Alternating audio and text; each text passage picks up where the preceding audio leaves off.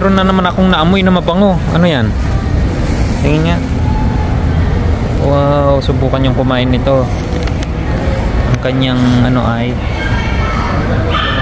binatog. Binatog. Binatog. Ibig sabihin yan mais.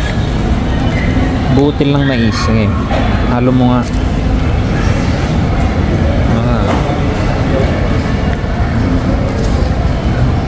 Wow, sarap po. Binatog, binatog guys. Oh. Binatog, binatog sa tabi ng ilog.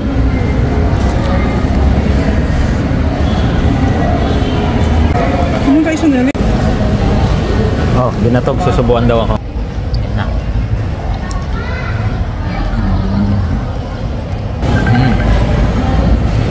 Sarap siya. Malamis-lamis na malat-alat.